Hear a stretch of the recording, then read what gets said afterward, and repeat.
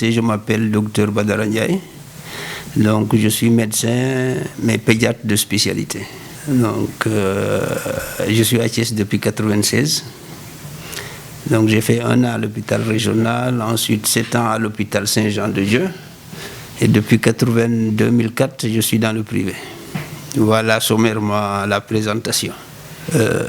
C'est vrai que 2020 sera une année difficilement, qu'on va oublier difficilement, parce que surtout l'impact de la Covid-19, parce que la particularité de la Covid-19, c'est que les conséquences ne sont pas seulement des conséquences médicales. Et c'est ça qui est important. La Covid-19 a été à l'origine pratiquement sur le plan économique, d'un effondrement d'un système économique et social, sans pour autant parler maintenant des conséquences strictement sanitaires et médicales.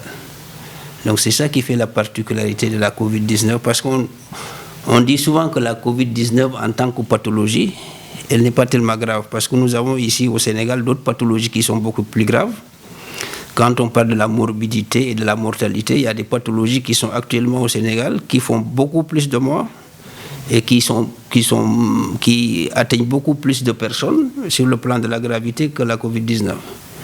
Mais ce qui est extrêmement grave pour la Covid-19, c'est les conséquences économiques et sociales.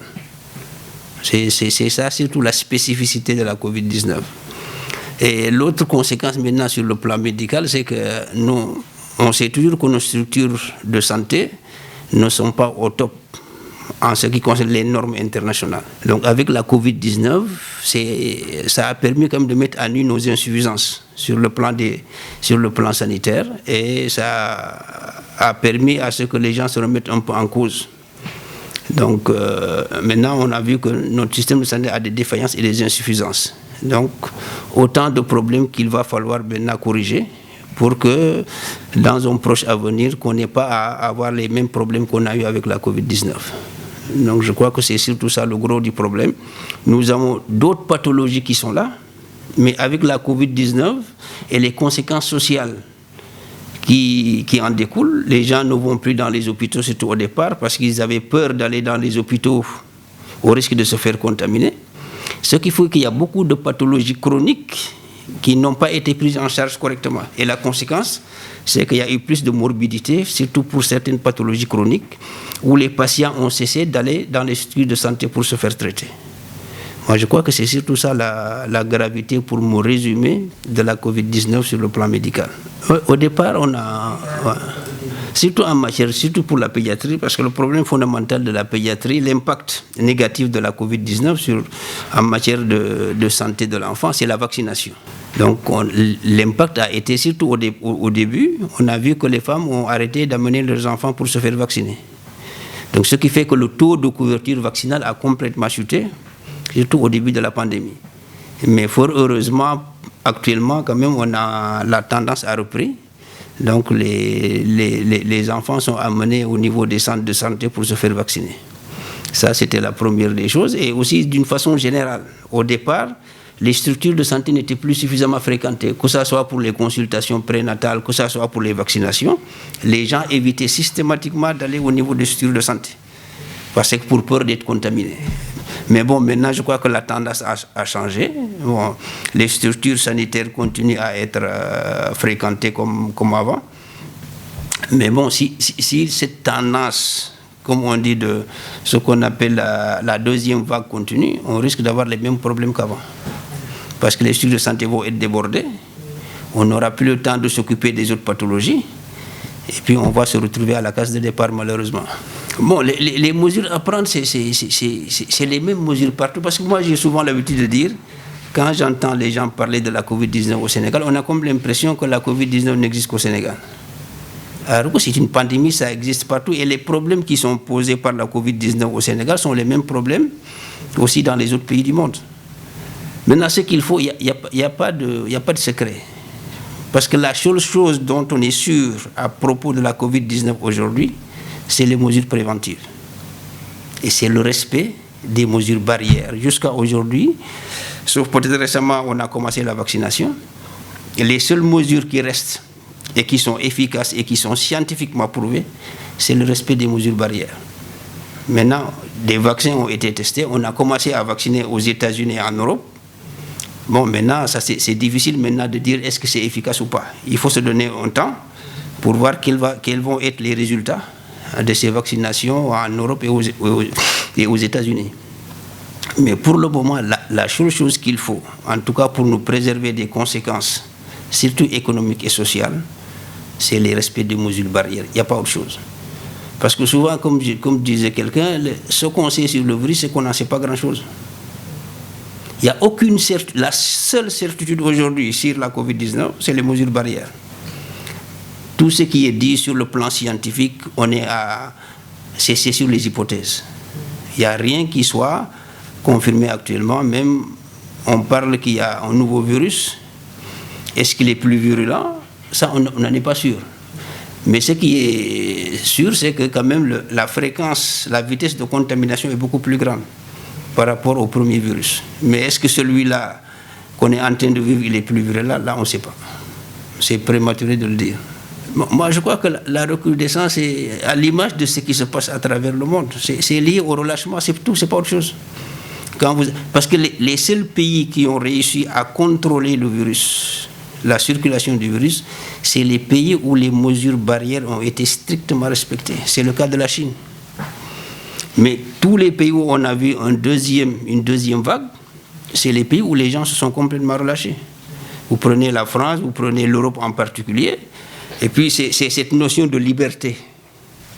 Les gens disent on est libre, il faut qu'on sorte, il faut qu'on aille s'amuser, etc. Mais la conséquence, elle est là.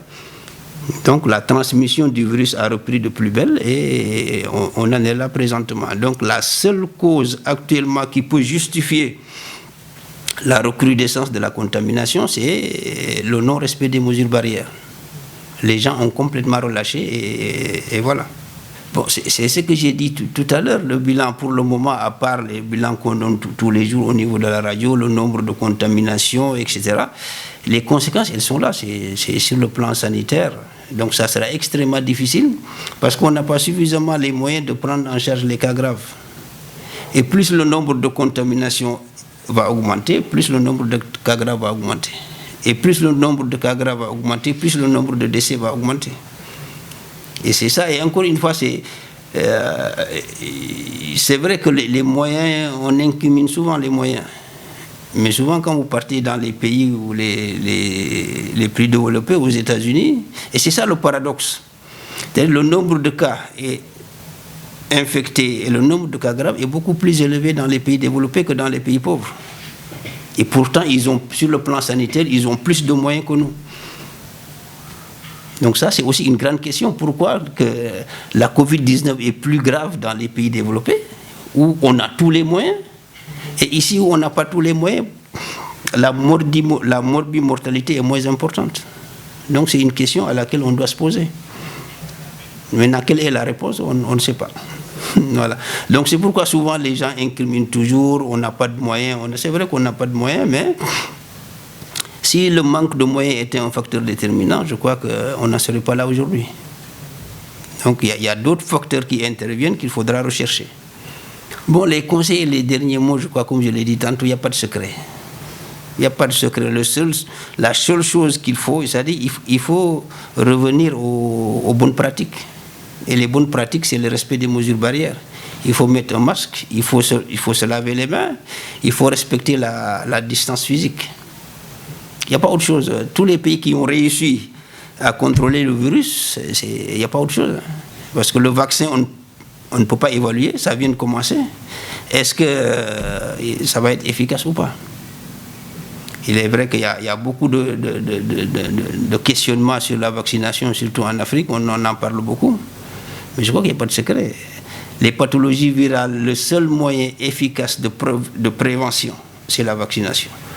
Toutes les pathologies virales qui ont été vaincues l'ont été par la vaccination. Ils ont peur, mais tout ça, c'est parce que c'est la rumeur. Le Sénégal, on a un programme de vaccination depuis 1976. Mais on n'a jamais, depuis 1900, ça fait plus de 24 ans, depuis 1976. Mais on n'a jamais eu des problèmes de vaccination au Sénégal. Donc ça signifie que ça, parce qu'actuellement, quand vous allez en Europe, il y a une tendance à être opposé à la vaccination. Il y a beaucoup de gens qui disent qu'il ne faut pas vacciner, il ne faut pas vacciner. C'est une tendance qui est en train de se développer en Europe. Et c'est ce qui a expliqué, surtout en France, on a vu depuis quelques années, la rougeole qui a été vaincue est réapparue parce qu'on a arrêté de vacciner les enfants. Donc je crois qu'il y a beaucoup de choses qui sont dites mais qui ne sont pas exactes. Ça c'est une liberté individuelle. La vaccine, je ne peux pas vous forcer de vous vacciner, non. Voilà, c'est-à-dire que si vous ne vous vaccinez pas, ça c'est votre liberté à vous. Mais je crois que quand même, si on est logique, d'après tout ce qui a été dit, mais on ne va pas essayer, en Europe, on ne va pas vacciner les gens pour les tuer, ça n'a aucun sens. On ne va pas vacciner les gens, soi-disant, pour mieux les compter, ça n'a aucun sens. D'autant plus que la vaccination a une histoire, ce n'est pas des choses qui datent d'aujourd'hui. Toutes les maladies qui ont été vaincues, actuellement, vous prenez en Afrique, on ne parle plus de polio, ou de rumeurs, il y a beaucoup de choses qui se disent, mais qui n'ont aucune base scientifique. Maintenant, les gens sont libres. Quand vous allez en France, en Europe, il y a des gens qui disent non, on ne va pas se faire vacciner. Mais ils sont libres. Mais scientifiquement, c'est à l'état actuel des choses. Il n'y a pas de traitement. Les mesures, à part les mesures barrières, la seule solution qui reste, c'est la vaccination. Maintenant, les gens sont libres de ne pas se faire vacciner. Ça c'est un autre débat. Mais la seule solution, c'est la vaccination, qu'on l'accepte ou pas. C'est la seule solution parce qu'elle a fait ses preuves pour d'autres pathologies.